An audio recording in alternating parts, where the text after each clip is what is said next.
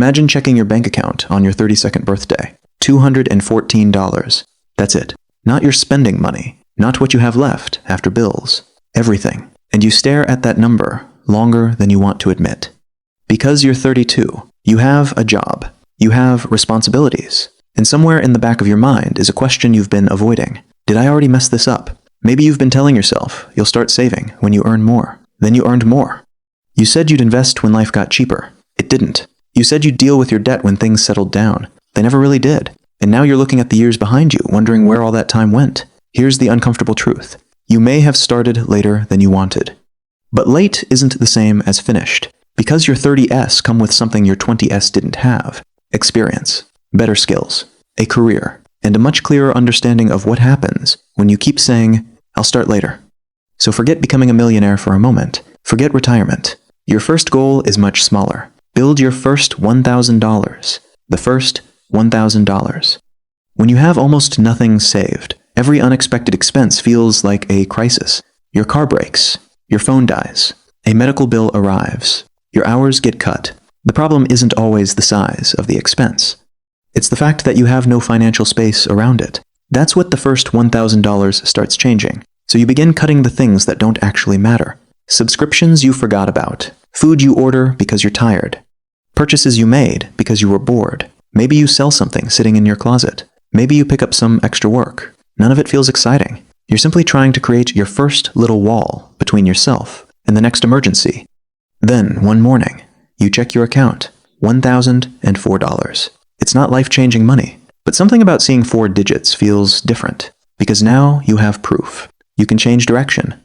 And that's more important than the number itself. Stop waiting for motivation. Here's where people usually make another mistake. They wait to feel motivated. Don't. Motivation disappears. A system doesn't. So you automate the behavior. Your paycheck arrives. Money automatically moves into savings. Another portion goes toward investing. Bills get handled, and you live on what's left. You don't wait until the end of the month to see whether you have anything remaining.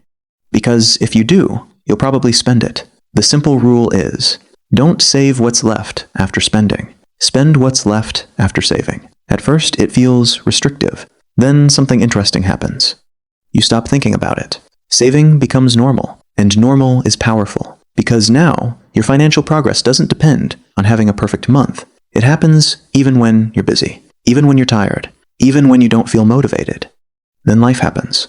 Eventually, your plan gets tested. Your car needs a major repair. The bill is painful. But instead of reaching for your credit card, you check your savings. The money is there. You pay the bill. And that's when you understand what an emergency fund actually bought you. It didn't make you rich.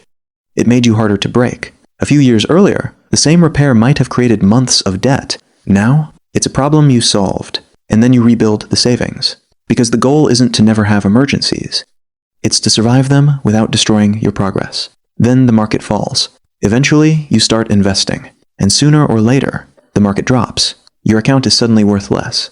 Then less again. And your brain starts screaming, "Get out." This is where investing becomes psychological. When markets rise, everyone feels like an expert. When they fall, suddenly nobody remembers why they invested in the first place. If your plan is built around long-term, diversified investing, a downturn isn't automatically a reason to abandon it. You keep contributing. You stop obsessively checking the account. You don't try to predict the exact bottom. You let the plan do its job. And eventually, the market recovers. But something else has changed. You. The next downturn won't feel completely unknown. You've survived one before, and that experience is worth something. The most dangerous temptation. But money has another test. It isn't an emergency. It isn't a market crash. It's comparison. Your friend gets a new car. Someone moves into a beautiful apartment. Another person posts pictures from an expensive vacation. And suddenly, your own life feels smaller. Then comes the thought, I've been responsible. Don't I deserve something? Maybe you do. Enjoying your money isn't the enemy. The problem is turning every reward into a permanent obligation. Before a major purchase, ask a different question. Not, can I afford the payment?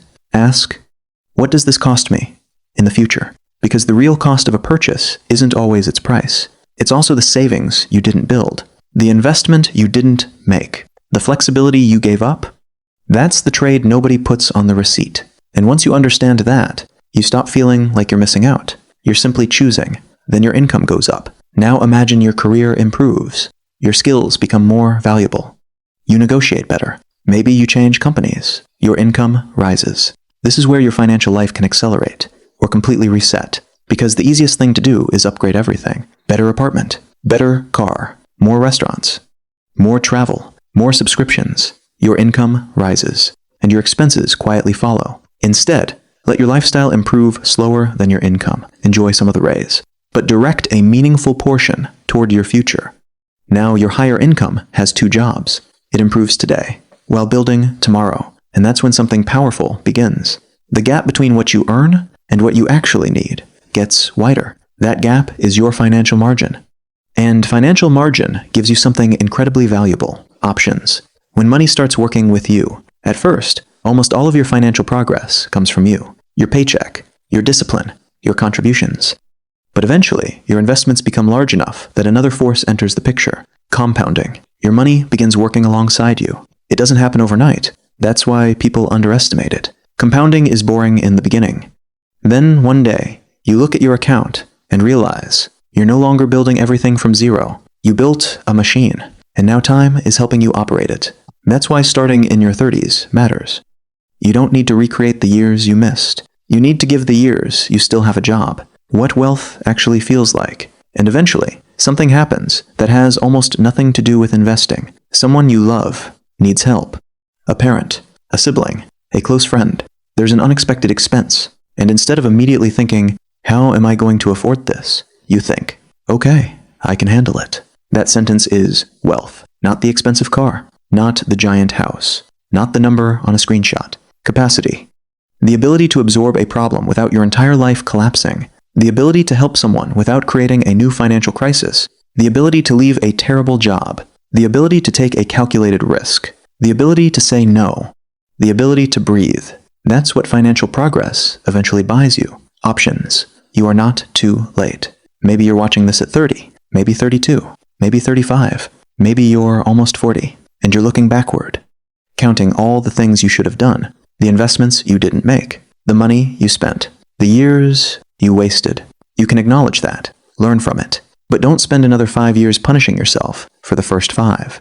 Because you can't invest yesterday's money today. You can't go back and become financially disciplined at 22, but you can make sure you don't reach 42, wishing you'd started at 32. So stop asking, "How much should I have by now?" Ask, "What can I build from here?" That's the question that changes everything. Because 5 years from now, you'll be 5 years older, either way. The only question is, what those 5 years will contain. The $214. Go back to that $214. The number that made you feel embarrassed. The number that made you wonder whether you had already failed. Maybe it wasn't the end of your financial story. Maybe it was the first honest page. You start with $214, then $1,000, then an emergency fund, then your first investment, then another. You increase your income. You keep your lifestyle from growing just as fast. You give your money time, and slowly, the numbers change. But eventually, something else changes too. You stop being afraid of every unexpected expense. You stop comparing your life to everyone else's. You stop treating every raise as permission to spend more. And you stop thinking wealth is something that happens to other people. You realize something much simpler. Wealth can be built quietly, slowly, one decision at a time. So if you're in your 30s and you feel like you're starting too late, remember this. You can't go back and invest at 22, but you can make sure you don't reach 42, wishing you'd started today. Start with the first $1,000. Build the system. Protect yourself from emergencies. Invest consistently. Increase your earning power. Keep your lifestyle under control. And give it time. Because one day, you may look at your account and realize something incredible. The future you thought you'd missed wasn't gone. You just hadn't started building it yet. If this video changed the way you think about your 30s and money, hit like. And for more simple, honest documentaries about money, wealth, and the psychology behind financial decisions, subscribe to Finance Juice. Because your financial future isn't something that simply happens to you. It's something you can start building today.